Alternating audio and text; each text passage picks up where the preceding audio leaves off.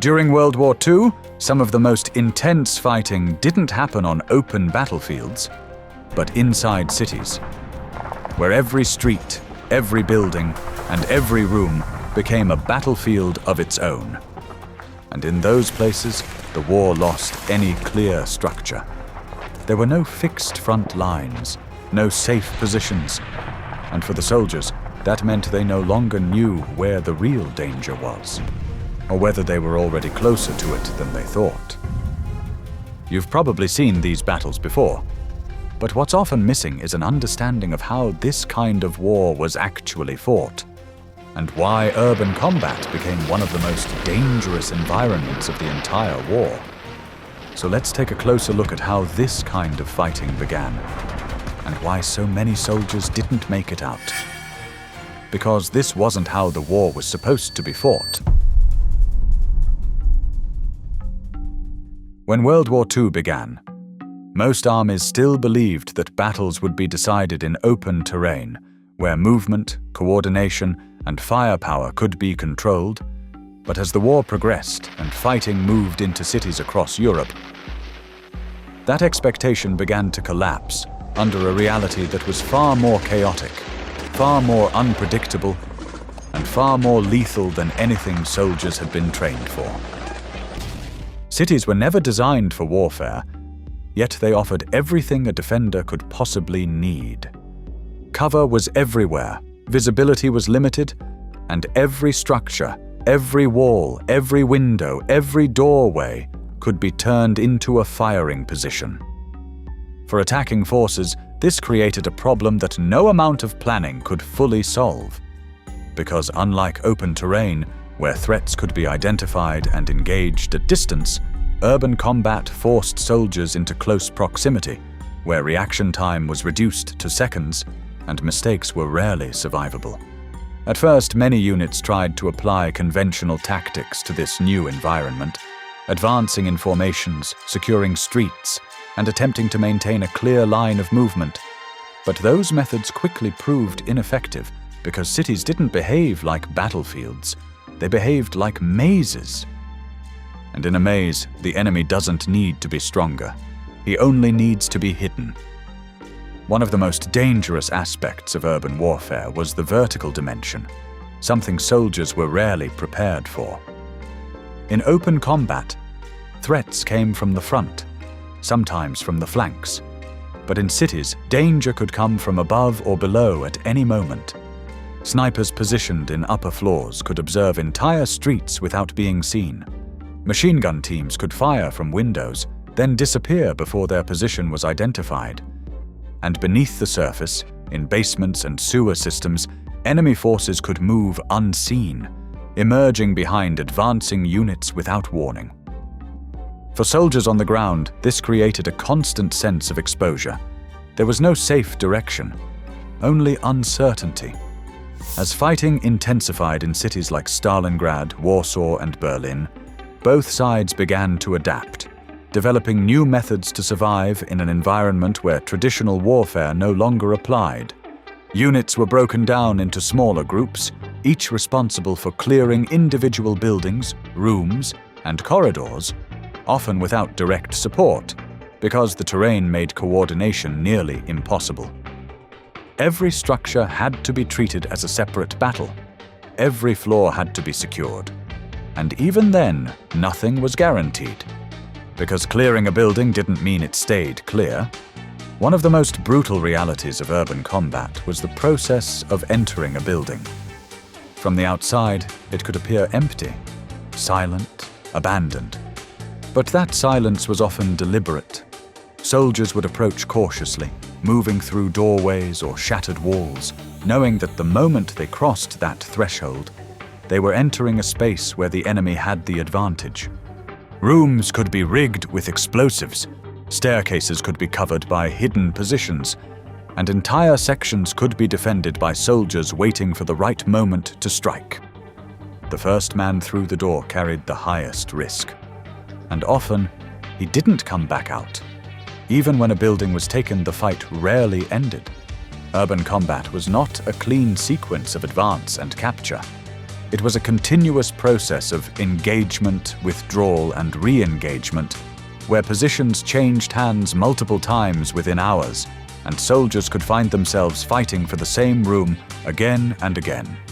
At Stalingrad, this kind of fighting reached an intensity that redefined what urban warfare meant. Entire buildings became fortresses.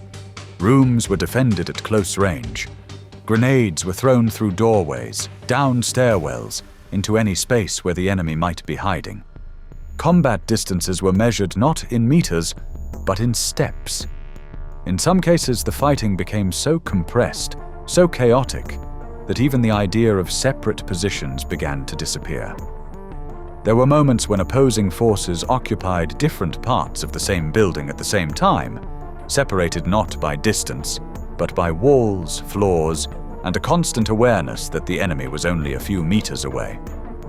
A room could be under control 1 minute and contested the next, not because of a large assault, but because a single soldier had found a way through a collapsed wall or a damaged staircase that no one had been watching. In those situations, the battle didn't unfold in clear phases. It unfolded in fragments. A sudden exchange of fire in a hallway, a grenade thrown blindly into a room, footsteps heard on a floor above, followed by silence that felt heavier than the fighting itself. And often, the most dangerous moment wasn't the attack, but the seconds after it, because that was when soldiers had to decide whether to move forward, hold their position, or retreat, without knowing if the space in front of them was empty, or already occupied. And with that proximity came a level of brutality that was impossible to avoid. There was no time to aim carefully, no time to plan. Encounters happened suddenly, often without warning, and were resolved in seconds, with whoever reacted first usually surviving. For many soldiers, this created a psychological strain that went beyond the physical danger. Because in urban warfare, you were never alone. Even when it felt quiet, even when nothing was happening, there was always the possibility that someone was watching, waiting. Another factor that made urban combat so dangerous was the difficulty of communication. Radios were unreliable inside buildings. Lines of sight were constantly broken. Units became isolated. Orders didn't always reach the front. And even when they did, the situation on the ground had often already changed. This forced soldiers to make decisions on their own, without knowing what was happening around them, without knowing where friendly units were positioned, and without knowing whether the next building was occupied or already lost. As the war progressed, certain weapons became particularly associated with urban fighting, not because they were designed for it, but because they adapted well to the environment. Submachine guns, with their high rate of fire and compact design, became essential for close-quarters combat. Flamethrowers were used to clear fortified positions, forcing defenders out of spaces that could not be reached by conventional weapons.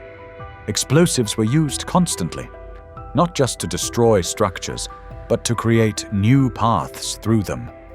Walls were blown open, floors collapsed, and buildings that once provided shelter became hazards in their own right. But even with these adaptations, the fundamental problem remained the same. Urban warfare was unpredictable.